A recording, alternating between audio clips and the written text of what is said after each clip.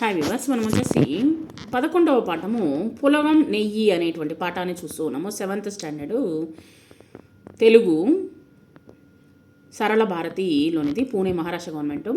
నవ్వడమే ఒక భోగము, నవ్వకపోవడమే ఒక రోగం అనమాట. నవ్వకుండా కొంతమంది ఉంటారనమాట, సీరియస్గా ఉంటారు. వాళ్ళకి వచ్చేసి హాస్య బ్రహ్మ జంధ్యాల గారు చెప్పారనమాట. నవ్వడం ఎంత ఆరోగ్యకరం అన్నది శాస్త్రీయంగా కూడా రుజువైంది ఈ విషయం అనమాట. అందుకే ఏ సాహిత్యంలోనైనా హాస్యానికి చాలా ప్రాధాన్యత అనేటువంటిది ఉన్నది. క్రింది కథను చదివి కడుపారా నవ్వండి, ఇతరులకు చెప్పి నవ్వించండి అనేటువంటిది మనము ఇక్కడ చూస్తూ ఉన్నాము. ఇక్కడ తెలంగాణ యాసగా ఉన్నది. ఒక ఊళ్ళో ఇద్దరు భార్యాభర్తలు ఉండేటోళ్ళు. వాళ్ళు వ్యవసాయం చేసేటోళ్ళు, అంటే వాళ్ళు వచ్చేసి వ్యవసాయం చేసేవాళ్ళు అనమాట. భర్తకు పులగం అంటే చాలా ఇష్టము, రోజు పెట్టినా తినేటోడు.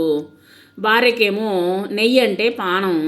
గమ్మత్తుకి భర్త భార్యని పులగం అని పిలిచేటోడు. పులగం తానానికి నీళ్లు తోడు, పులగం అన్నం పెట్టు, పులగం పనులకు కుడితి దాపు అని కుడితిబెట్టు, ఈ విధంగా వచ్చేసి పశువులకి కుడితిబెట్టు అని చెప్పేసి ఈ విధంగా నీళ్లు తోడు అని చెప్పేసి పులగం అని పిలిచేవాడు అనమాట.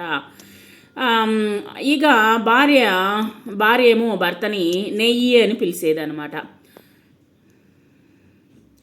నెయ్యి అని పిలిచేది. నెయ్యి అన్నం తింటావా, నెయ్యి సర్దిగా గట్టమంటావా, సర్ది వచ్చేసి కట్టమంటావా, నెయ్యి పాలు పిండినావా, ఇవి అనేటిది అనమాట. పాలు పిండేసావా అని చెప్పేసి ఈ విధంగా పిలిచేదనమాట. అట్లాగే వాళ్ళ ఎద్దుని సుట్టం అని పిలిచేవాళ్ళు అనమాట. బర్రెని కట్టే అని పిలుచుకునేటోళ్ళు అనమాట. ఈ విధంగా పిలుచుకునేవాళ్ళు ఒక్కొక్కరు. ఇది ఇట్లుండగా ఒకనాడు భర్త బాయికాడ పొలం దున్నుకుంటున్నప్పుడు పక్కూరి నుంచి వాళ్ళ సుట్టం ఒక ఆయన వాళ్ళని చూసిపోదామని వచ్చిండు. వాళ్ళని చూడడానికి వచ్చాడనమాట. అప్పుడు భర్త ఆయన్ని మంచి చెడ్డలు అడిగినాక, నేను కూసింతసేపు దున్నినాక వస్తా, నేను కాసేపు దున్నేసి వస్తాను అని చెప్పాడు. ఇంటికాడ పులగం ఉంది, నువ్వు పోయి భోంచెయ్యి అన్నాడు అనమాట. పులగం ఉంది అంటే పులగం అంటే పులగం అనేటువంటిది ఉంది, నువ్వు పోయి భోంచెయ్యి అనేసరికి, అంటే పులగం అంటే వాళ్ళ భార్యని వచ్చేసి పులగం అని పిలుస్తారు కదా, అది వాళ్ళకి తెలియదు కదా. అది వినంగానే సుట్నం ఇంటికి పోతే పులగం తినొచ్చు అన్నమాట అన్నోని సంతోషంగా వాళ్ళ ఇంటికి పోయాడనమాట. చాలా హ్యాపీగా పోయాడనమాట. వెళ్ళేసరికి చుట్టాన్ని చూసి భార్య చాలా సంతోషపడ్డది, చాలా హ్యాపీగా ఫీల్ అయిందనమాట. అన్న ఇప్పుడే తింటావా, నెయ్యి వచ్చిందాకా ఆగుతావా, నెయ్యి వచ్చిందాకా ఆగుతా అంటే నెయ్యిని పిలుచుకుంటుంది కదా వాళ్ళ ఆయన్ని వచ్చేసి, నెయ్యి వచ్చిందాకా తింటావా అని అడిగిందనమాట. దానికి చుట్టం పులగంకి నెయ్యి వేసుకొని తింటే చాలా కమ్మగా ఉంటుందని గది అనుకొని, అంటే నిజంగానే పులగం నెయ్యి అనుకొని కాసేపు తర్వాత తింటానని చెప్పినాడు. ఇప్పుడు వద్దులే సెల్లే, నెయ్యి వచ్చిన దాకా ఆగుతా అన్నాడు అనమాట. నెయ్యి అంటే వాళ్ళ ఆయన వచ్చేంత వరకు ఆగుతాను, అంటే పొలం దున్నుకొని రావాలి కదా. జరసేపు అయిందాక పొలం నుంచి భర్త ఎద్దుని దోలుకొని వచ్చాడు. ఇదిగో చుట్టాన్ని తీసుకొని పోయి దొడ్లో గట్టేయిపో అన్నాడు అనమాట భార్యతోటి. అక్కడ కూర్చొని చుట్టం వచ్చేసి ఎవరు, వేరే అతను వచ్చాడు కదా, దూరపు చుట్టూ ఆయన వచ్చాడు కదా, ఆయనగా అనుకున్నాడు అనమాట. భయపడిపోయి చుట్టము అని పిలుచుకునేవాళ్ళు కదా ఆ యొక్క ఎద్దుని. సో ఏం అర్థం కాలేదనమాట. అబ్బా నన్నే అంటున్నారేమో, నన్ను తీసుకెళ్ళి వెనక్కి కట్టేయమని చెప్తున్నారేమో అని చెప్పేసి భయపడ్డాడు అనమాట చుట్టము. అందుకు ఆమె చుట్టాన్ని గట్టేస్తే కానీ పొద్దుటి నుంచి కట్టే కనపడలేదు, ఉదయం నుంచి కట్టే కనిపించడం లేదు, అంటే ఉదయం నుంచి కట్టె కనిపించడం లేదు, అంటే కట్టెని దేన్ని పిలుచుకున్నారు, బర్రెని పిలుచుకున్నారు. కట్టె ఉదయం నుంచి కనిపించలేదు. ఏడుందో దేవులాగడ రాపో, ఎక్కడుందో తీసుకొని రాపో అని చెప్పి వాళ్ళ భార్య చెప్తూ ఉందనమాట. ఆ మాటలు వచ్చిన చుట్టము చెవిన అడ్డాయి, అంటే చెవిలో వినపడ్డాయి.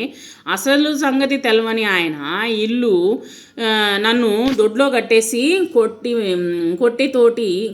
కట్టెతోటి కొట్టాలని కుంటున్నట్టున్నారు వీళ్ళు.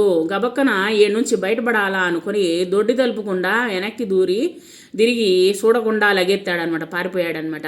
చుట్టమాయన ఎందుకు వెళ్ళాడో అర్థం కాక 3 పిల్లలు బుర్రగొక్కున్నారనమాట. అంటే ఇక్కడ చూడండి, సో ఈ విధంగా ఉంటుంది అనమాట. కొన్ని సందర్భాల్లో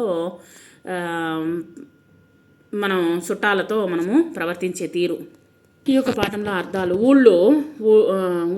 ఊళ్ళో వ్యవసాయం అంటే వ్యవసాయము, పానం అంటే ఇష్టము, తానానికి స్నానానికి, కుడితి బియ్యం మొదలగు వాటిని కడిగినటువంటి నీరుని కుడితి అంటారు. చుట్టము బంధువు, చెరసేవు కొద్దిసేపటికి, కమ్మగా రుచిగా, చెల్లి, పొద్దుగాలటి నుంచి ఉదయం నుండి దేవులాట అంటే వెతకుట, చెవిల వినబడ్డాయి, జల్దీ వెంటనే ఈడికెళ్ళి ఇచ్చట నుండి ఉరికిండు పరిగెత్తెను. ఇక్కడ భాష చమత్కారము అనేటువంటి చూద్దాము. ఒకే పదం వేరువేరు అర్థాలన్నమాట. చెయ్యి అంటే ఇది నా చెయ్యి అని చెప్పొచ్చు.